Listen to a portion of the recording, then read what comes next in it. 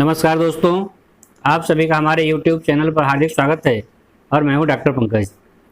दोस्तों, आज बात करने वाले हैं लेमन डाई बैग के बारे में। दोस्तों, अगर आपने गमले में नींबू का पौधा लगा रखा है और अगर आपका पौधा हेल्दी है तो आप भाग्यशाली हैं।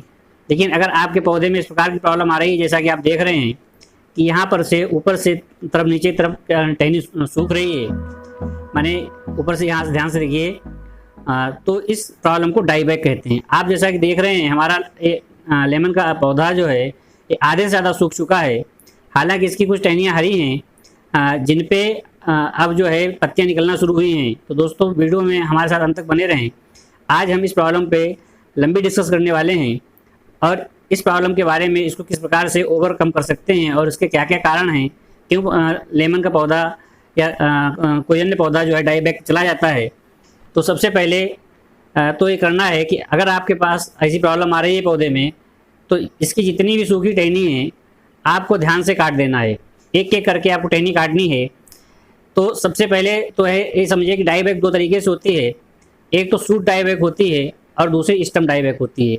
सबसे पहले जो साइड ब्रांच होती है, ब्रांच डाई बैग जिसे कहते हैं, वहाँ पर से पौधा ऊपर से सूखना शुरू करता है और सूखते सूखते मेन स्टेम तक आ जाता है। अगर प्रॉपर्ली आप उसका ट्रीटमेंट नहीं करते हैं तो आपका मेन स्टेम भी सूख जाता है।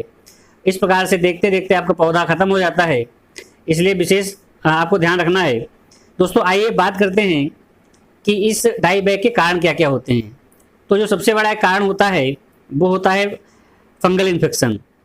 कई ऐसी प्रजातियाँ होती हैं जो सिट्रस में डाई बैग को काज करती हैं। इनमें से एक जो सबसे कॉमन जो डाई बैग होता है वो एक कोल्टोट्राइकम स्पीसीज होती है, जिसके कारण से पौधा डाई बैग में जाता है। इसके अलावा एक फाइटोप्थोरा की स्पीसीज होती है। ये जो भी नाम बता रहे हैं ये फंगस के नाम बता रहे हैं।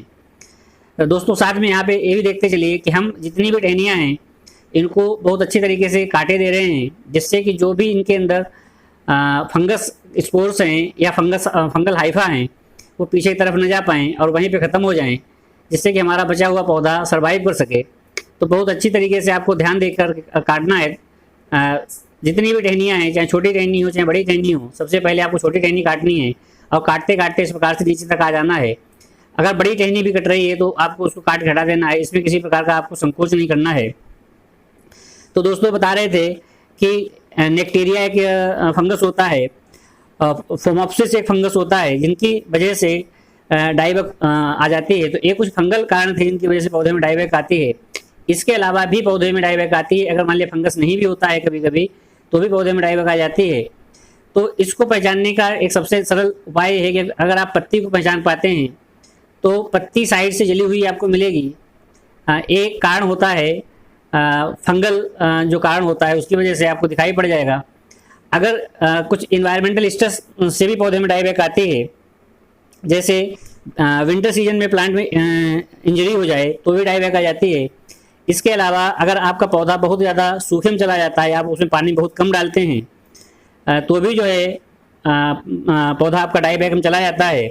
इसके अलावा एक और कारण होता है जिसको सॉइल डैमेज कहते हैं, या कुछ ऐसे वुड बोरिंग इंसेक्ट्स होते हैं जो लकड़ी में छेद कर देते हैं, उनसे भी पौधा डाई बैग में चला जाता है। अगर डाई बैग की प्रॉपर्ली आप ट्रीटमेंट नहीं करते हैं तो आपका पौधा देखते ही देखते सूख जाता है। इसके अलावा जितने आसपास और पौधे होते हैं इसी कुल के, वो पौधे भी इन्फेक्टेड हो जाते हैं। तो दोस्तों, डाई बैग पे बहुत ध्यान रखने की जरूरत है। जैसे ही आपको शुरुआत की कंडीशन में पता लगे कि आपका पौधा ऊपर से टहनियाँ सूख रही हैं पीछे की तरफ, तो आपको उस टहनी को वहीं पर से काट देना है। दोस्तों, कुछ एलिमेंटल भी कारण होते हैं, माने कुछ ऐसे तत्व जो होते पौधे में, इनमें से कापर जो है ये मुख्य तत्व है। कापर की वजह से भी डाई बैग हो जाता है। तो दोस्तों, फंगल डाई बैग को ओवरकम करने के लिए आपको कार्बेंडाजिम और मैंकोजेब नाम का एक एंटी फंगल आता है, इसको आप ले लेना चाहिए, क्योंकि कॉन्टैक्ट और सिस्टमेटिक दोनों तरीके फंजीसाइड को ओवरकम करता है। और जहाँ जहाँ आपने पौधे की टहनी को काटा है वहाँ वहाँ आपको उंगली से बहुत अच्छी तरीके से इसके बाउंड को ढक देना है। इससे होगा कि पानी के माध्यम से, जाइलम के माध्यम से और फ्लोएम के माध्यम से यहाँ पर से जो फंगल न्यूट्रिएंट्स हैं, एंटी फंगल न्यूट्रिएंट्स हैं, ये प्लांट के अंदर चले जाएंगे और आपके पौधे को बचा ले जाएंगे। दोस्तों, साफ सबसे ज़्यादा इफेक्टिव होता है डाई बैग में।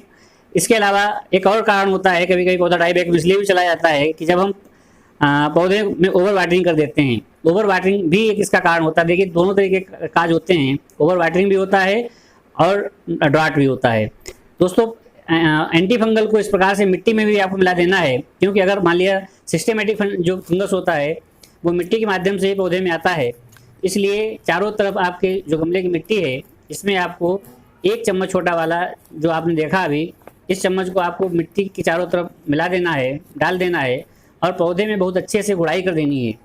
दोस्तों ये हमने पानी डालने से पहले हमने इसमें पानी डाला था, उसके बाद में हम अब इसमें जो है एंटी फंगल डाला है।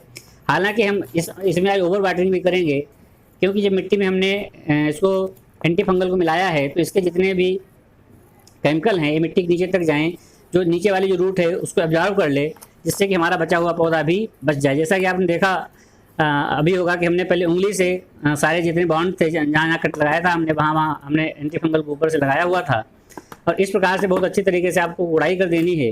हो सके तो उसको हाथ से मिला देना है, इस बात का विशेष ध्यान रखें। दूसरा तरीका मैं आपको बताता हूँ कि आप जो है कम से कम 1 लीटर पानी ले लें, जो स्प्रेयर होता है जिससे हम लोग दवाई छिड़कते हैं इस प्रकार से, और इसमें करीब आधा चम्मच जो है साफ नाम का जो एंटी फंगल आता है उसको इसमें पानी में डाल के आपको घोल देना है। बहुत अच्छी तरीके से देखिए इस तरीके से डाल के आप पानी को डाल के स्टिर कर लें, बहुत अच्छे से जो है इसको मिला लें इस प्रकार से, और फिर इसको ऊपर से आपको पंप कर देना है। दोस्तों अगर आप हमारे चैनल पर नए हैं और अभी तक आपने हमारा चैनल सब्सक्राइब नहीं किया है तो कृपया हमारे चैनल को लाइक करें, शेयर करें, सब्सक्राइब करें, क्योंकि हम इसी प्रकार की नई नई जानकारियाँ आपके चैनल को देते रहते हैं। दोस्तों यहाँ पे विशेष ध्यान रखें कि अगर आप हमारे चैनल को सब्सक्राइब कर लेते हैं तो बेल आइकन को जरूर दबाएं, जिससे कि नई नई जो नोटिफिकेशन है सबसे पहले आपको पहुँचे। दोस्तों यहाँ पे देखिए इस प्रकार से आप पूरे पौधे को जो आपने इसमें एंटी फंगल पानी में घोला है और मिट्टी में भी इस प्रकार से तर कर देना है, जिससे कि बहुत अच्छी तरीके से जो है आपका जो एंटी फंगल है वो इसमें मिल जाए।